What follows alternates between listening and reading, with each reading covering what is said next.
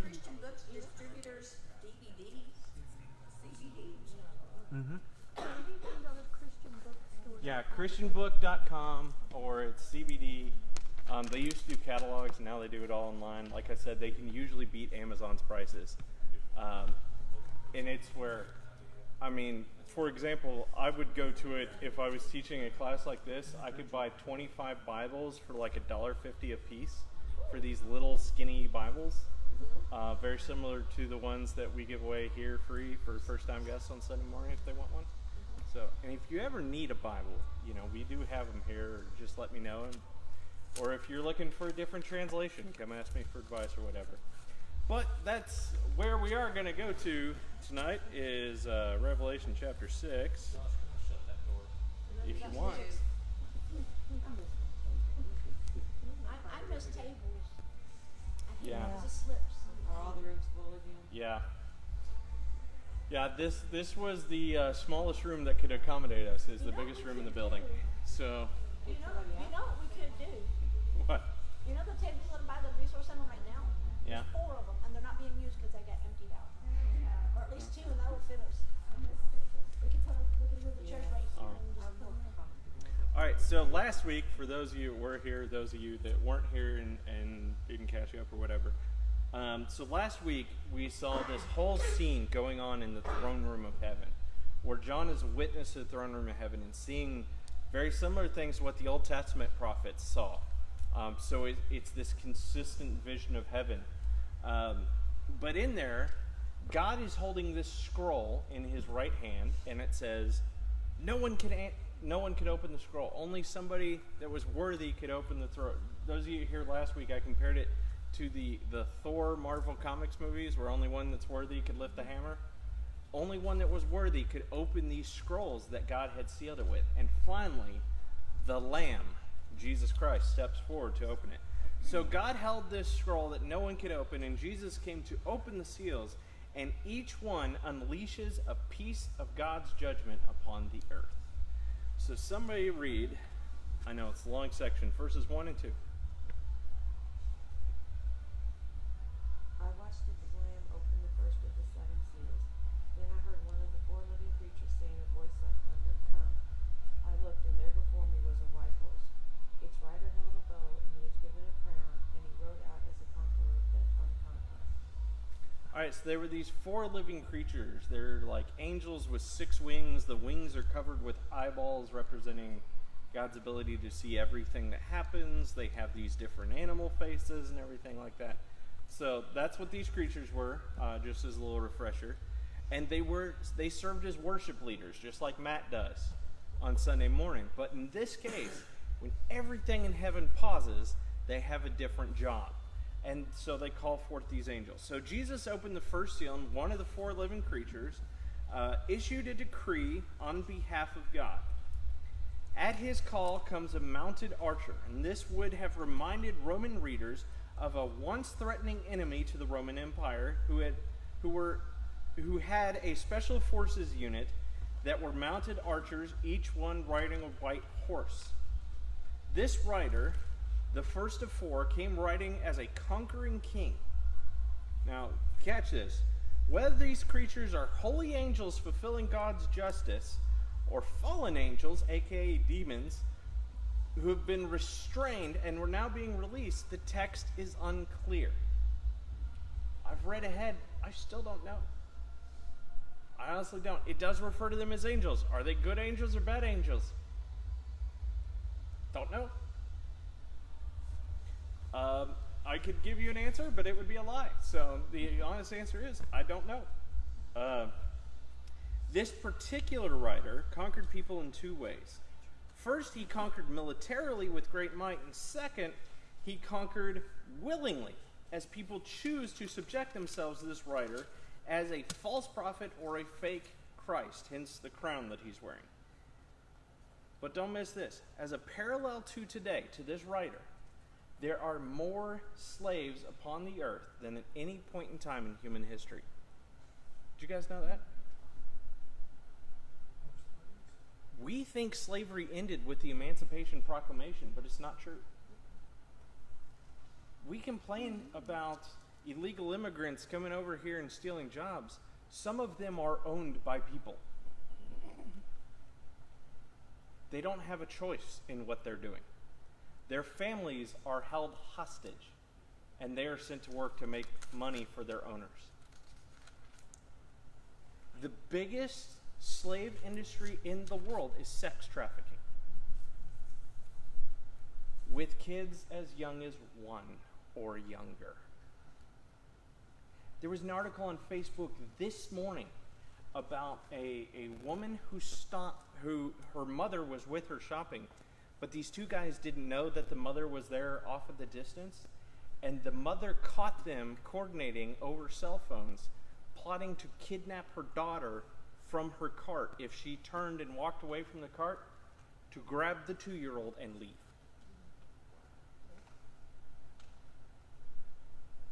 Guys, this is real. You get these things in the mail all the time. This "have you seen me?" So many of them are young girls. You know why? They say so many of them are sold into slavery. Every year, there are stings in this country wherever the Super Bowl is being held, because they know that's going to be the biggest concentration of kids who have been kidnapped and sold as sex slaves will be at the Super Bowl each year. So every year, they try and rescue as many of them as they can. But it's still a big enough market for the slave owners that they still risk getting caught. I'll tell you another thing that will worry you. Some of the biggest owners of slaves in Africa is Hershey chocolate. A majority of chocolate in this planet is grown using slave labor. Unless you see a chocolate bar, which is very hard to find, that specifically says that it is free trade, it is grown with slave labor. And Hershey, M&M Mars, all them companies don't have that. You really have to look. You have to go to a company like Whole Foods or something like that to even find free trade chocolate, because so much of our chocolate in the world is grown using slave labor. So much of our clothing that we have on right now, if it's not made in the U.S., is pretty much guaranteed to be grown using slave labor. Nike has started this advertising campaign with Colin Kaepernick, and it's gone nuts on the internet, of Colin Kaepernick claiming to be oppressed, and he's promoting shoes that are made by slaves who are paid somewhere about 25 cents a day to make $120 shoes. But he's oppressed for being a millionaire and getting benched because he played like garbage. This is a big deal, guys. We tend to turn a blind eye to it, but these 4 horsemen, the stuff that they're doing is not something that's new. It may escalate here toward the end. In fact, the Bible tells us that things will escalate toward the end, but they're already escalating. All right, somebody read verses 3 and 4, please. When the Lamb opened the 3rd seal, I heard the 3rd living creature say. Oh, no, wait, you skipped down. Oh, I'm sorry. 3 and 4, please. When the Lamb opened the 2nd seal, I heard the 2nd living creature say, "Come." Then another horse came out, a fury redly. Its rider was given power to take peace from the earth, and to make men slay each other. To him was given a large sword. All right, so when the Lamb opened the 2nd seal, the 2nd living creature summoned a 2nd rider, and this one has a horse the color of fire and blood, and this one bore a sword. Nations like Rome that once felt protected in their borders could no longer do so. No nation, no matter how powerful or how secure, could rely upon safety any longer. Nor could individuals rely on security, hence the one another. No one would be safe for the coming violence. Guys, have you seen violence escalate? Oh, yeah. Let's take let's take, starting with 1900. You have, in the early 1900s, you have World War I, and what comes it? You have these biological weapons coming out for the first time. Things like mustard gas being used in warfare really seriously for the first time. World War II, they decided to abandon all that, but let's just burn everybody alive. Let's drop bombs. I mean, Vietnam, you ever seen what napalm does? And it used to be said that in this country, every generation had a war that they experienced in their generation. Well, the war of my generation, Afghanistan, has spilled over into other countries and hasn't stopped. It's escalating. It keeps building. Now, let me be careful in saying this. Every generation that has ever lived since this book of the Bible came out believed that the end would come in their time.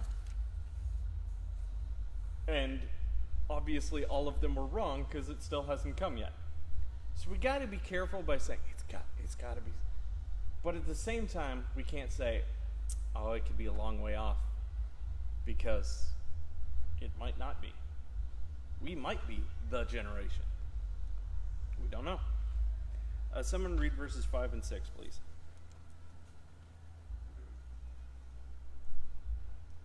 And when he broke the third seal, I heard the third living creature saying, "Come."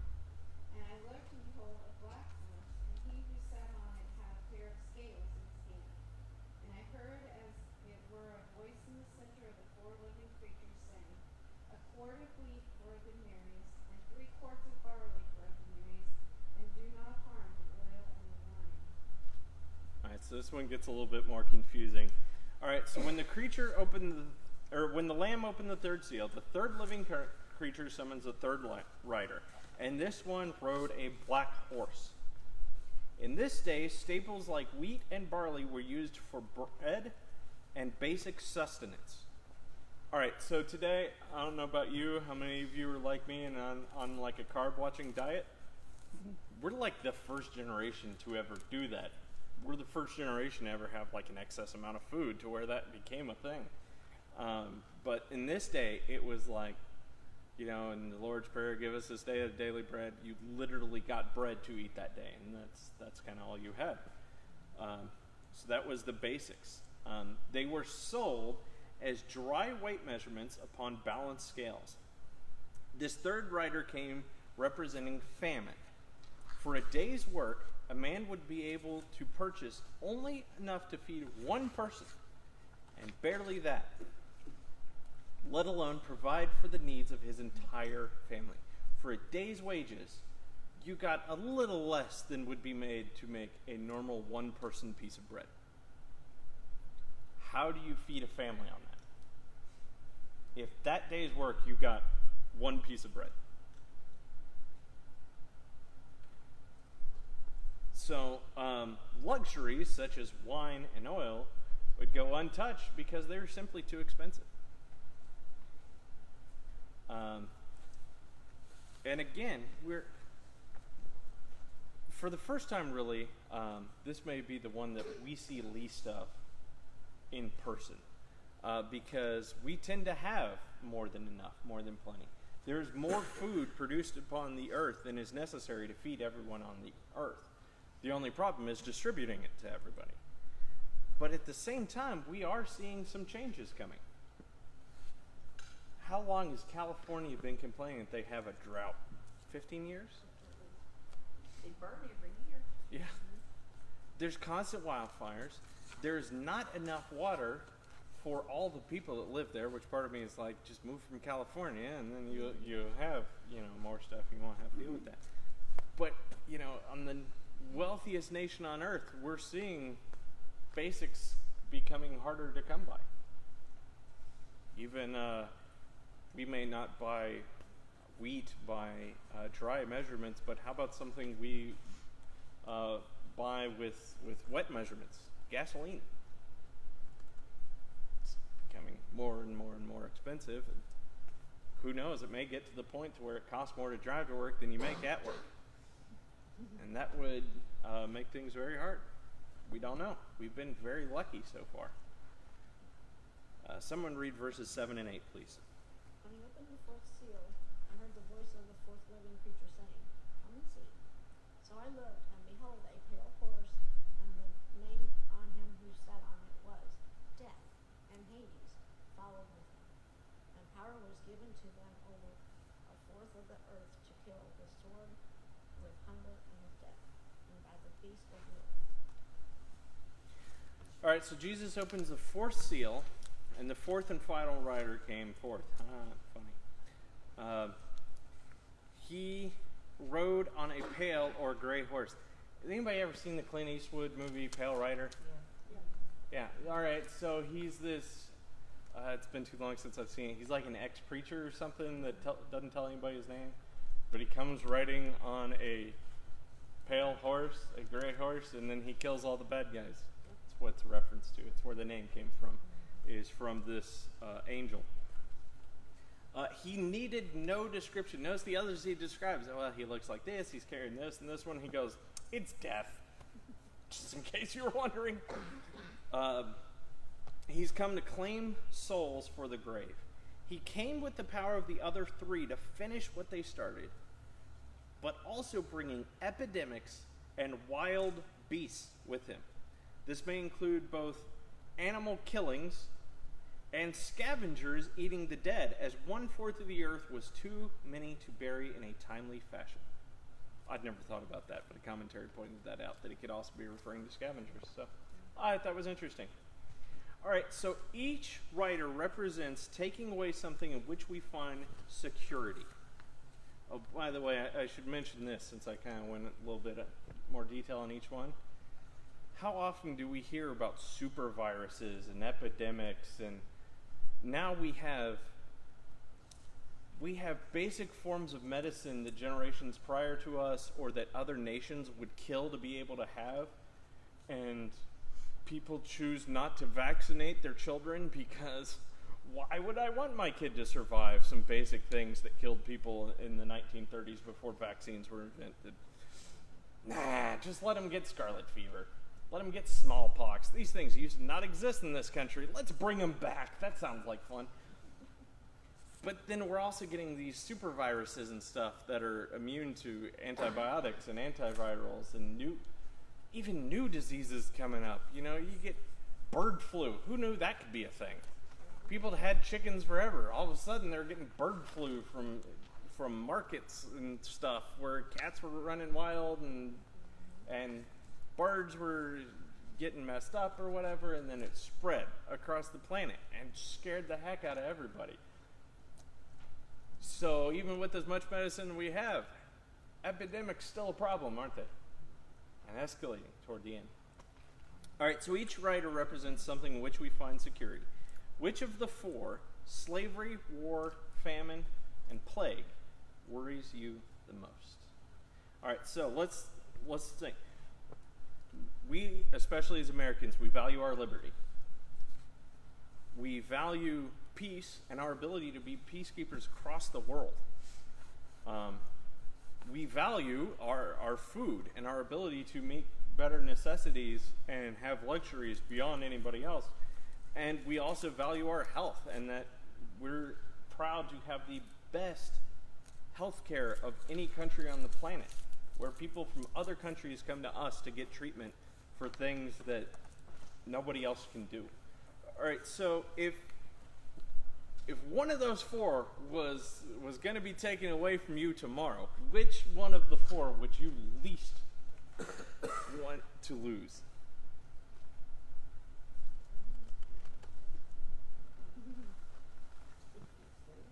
That's not even a choice. Yeah, it's not a good choice, is it? Now, granted, many people literally will have these taken away from them tomorrow. Let's not underestimate that.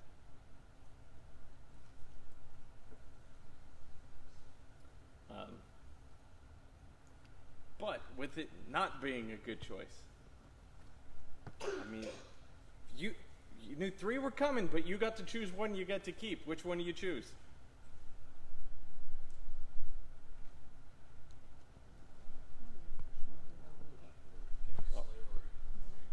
give you slavery? Yeah. Those are three. That's the least scary of those four. All right, so who's with Matt? Who says that freedom would be the thing you'd most hate to give up? Hands raised, by the way. Yeah, several hands. Who would least want to give up their peace, the security we have in this country? Yeah, war. Imagine war coming to this country, or suddenly basically like everything's burning and people are rioting and they're coming to your house. All right, so one. I'm surprised we didn't get more on that one. Who would least want to give up their food?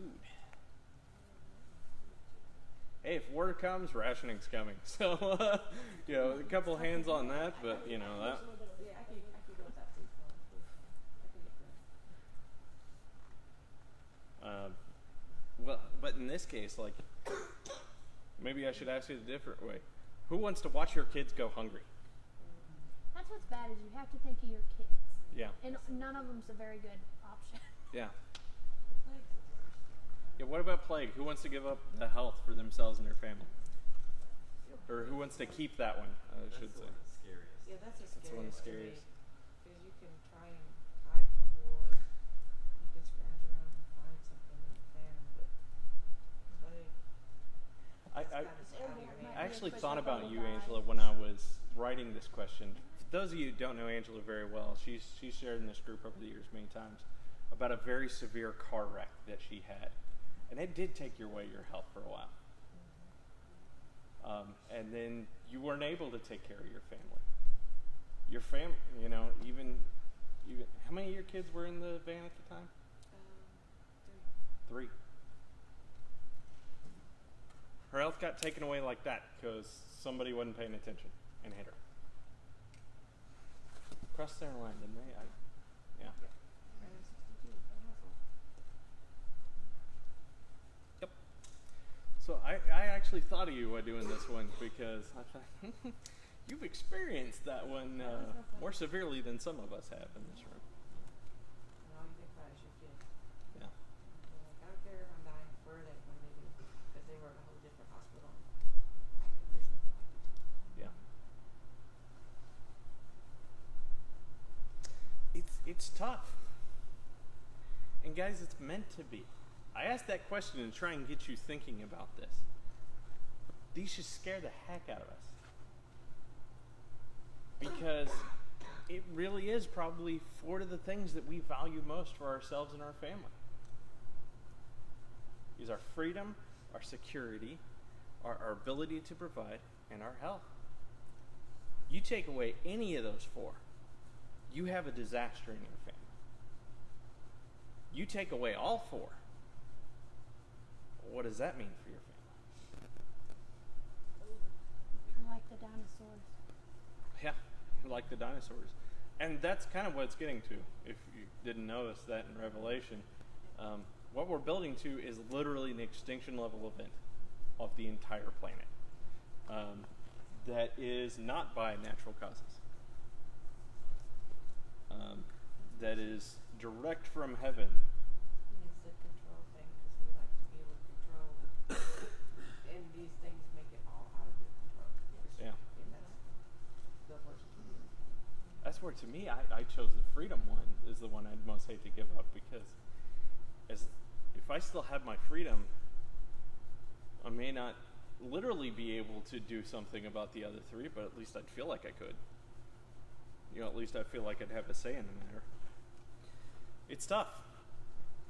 So you can imagine that to his readers that didn't have nearly what we did, that are already enduring persecution, that are already having to make tough choices, and they read, oh, by the way, it's going to get worse. All right, someone read verses 9 through 11, please.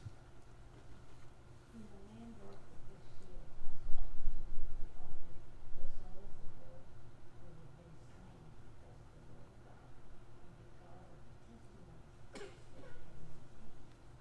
And they cried out with a loud voice, saying, How long, O Lord, holy and true, will you refrain from judging and avenging our blood on those who dwell on the earth? right, so Jesus opened the fifth seal. She didn't really. Oh, didn't read all of them? Sorry. Yes, please. And there was given to each of them a white robe, and they were told that they would rest for a little while longer until the number of those fellow servants and the brethren who were to be killed, even as they had been, would be completed also. All right, so when Jesus opened the fifth seal, the living creatures were done speaking. Instead, from underneath the altar, the martyrs spoke. All right, now before I read this next part, the next part, how did John know that they were martyrs? So, I've heard so many times people say that in heaven we won't know each other, that we will forget our identities, we'll forget everything about our lives on earth.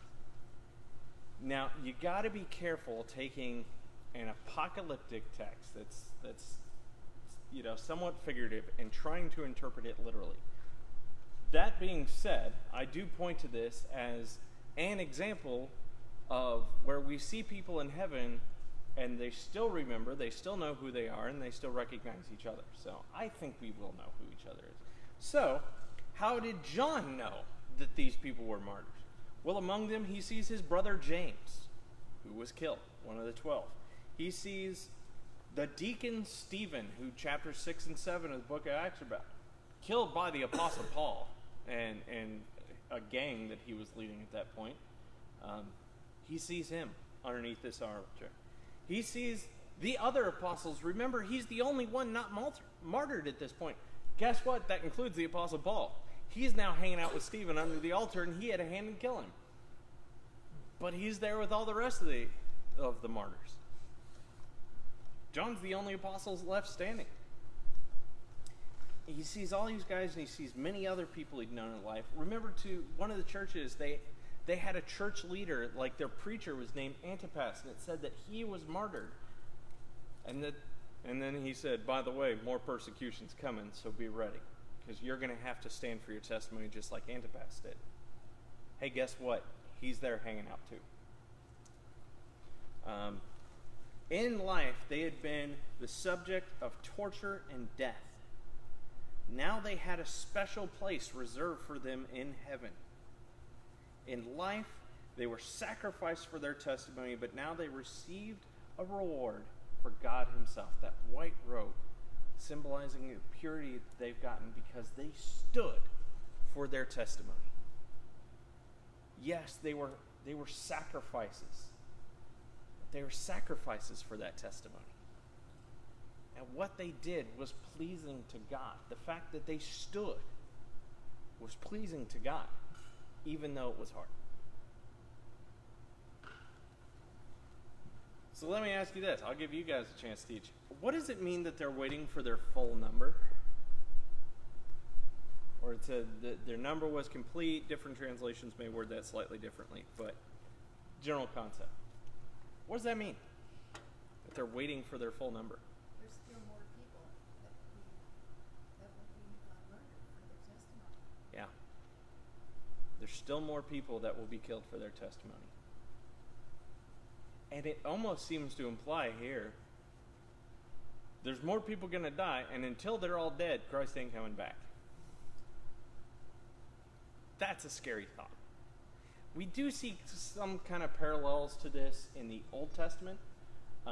For example, in the Old Testament, it describes Israel's sins as being poured out or being stored in this jar.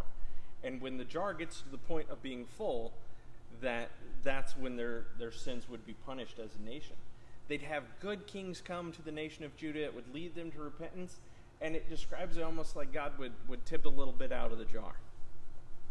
But then they'd go right back into an evil lifestyle, and that jar would start filling again. And then in 587, Babylon comes through and wipes out. Carries them off into slavery and everything. So this isn't a unique concept here, that there is this full number that's waiting for. Is it meant to be understood literally like Jesus has to wait? So I should go out and preach on the interstates, that way I get killed while giving my testimony to raise that number? No, because God's still in control. For one, he's the only one to know what the number is, too. For two, he's the one that has the plan. So, we can't take that as like we should encourage each other to go out and get ourselves killed. But at the same point, we know more's coming. It ain't done yet. You guys remember down in, I want to say it was Charlottesville, North Carolina. Not sure if that's right or not. A few years ago, a guy came into a Wednesday night Bible study, very similar to this. A white racist guy came into a black church and stayed for the Bible study. He said, this is the most loved and welcomed he ever felt in his life, that everybody was just so nice to him, being the only white guy in an all-black church. And then he went out and pulled his gun and shot him down. Because he thought it was the right thing to do, to kill the nice people. But he was going to stick it to him because they were a different race. I was preaching in Southern Virginia, right on the North Carolina border. We weren't too far from that church.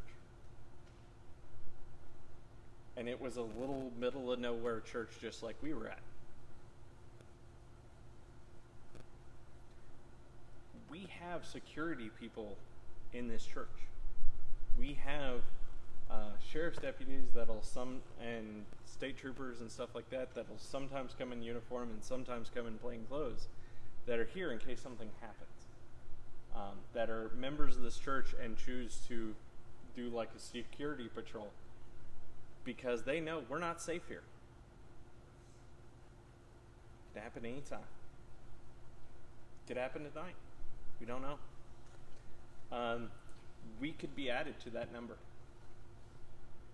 So does that mean we should all stop going to church? Nope. No, because they can break into your house too. That's not going to stop anything. What it does mean is we need to be ready and prepared to give our testimony no matter how bad the circumstances are. We need to be ready to stand up. And we also need to be ready in our hearts at all times because we never know when our end's coming. Just like they didn't know when they were loving on that guy, when they were giving him hugs. He gave an interview. He talked about how nice they were, and he'd never had people treat him so well before he murdered them. Guys, it happens. Gordon's no safer than Sandy Hook Elementary. No safer in Columbine High School. Maybe a little bit safer than the Oklahoma federal building because, government centers might tend to be a stronger target than a church, but we don't know that. Come anytime, anywhere, and we never know who it is. But we do know there's still more coming. Jesus even said, anybody who wants to follow me will be persecuted. His words. So we need to be ready for that. All right, someone read verses 12 through 17, please. I watched the sea open the sixth seal. There was a great earthquake. The sun turned black like sackcloth made of goat hair. The whole moon turned blood red. And the stars in the sky fell to earth as late twigs struck from a fig tree when shaken by a strong wind. The sky receded like a scroll, rolling up, and every mountain and island was removed from its surface. Mm-hmm. Then the kings of the earth, the princes, the generals, the rich, the mighty, and every slave and every free man hid in caves and among the rocks of the mountains. They called to the mountains and the rocks, fall on us and hide us from the face of him who sits on the throne and from the wrath of the Lamb. For the great day of the wrath has come, and who can stand? All right, so the Lamb opened the sixth seal, and it's quite a contrast from the fifth. It's meant to be a dueling contrast. Those that were martyred dwelled in heaven, but those that had received good things on earth experienced a great earthquake that the implication in all the stars and the sun and the moon, it's not necessarily, just a normal eclipse. The general implication is that it's a strong enough earthquake that it shakes the earth and it shakes space. That's what it's trying to get at here. Big earthquake. And that can remove mountains and islands from their place. We get hurricanes come through and about wipe out islands off their place. You ever seen pictures of what Mount St. Helens looks like now? Was a mountain, now there's a bowl. It's a big deal. Mom still has ash that from several states away they scraped off their car and kept in a little jar from that volcano erupting. This is worse. It's a big deal.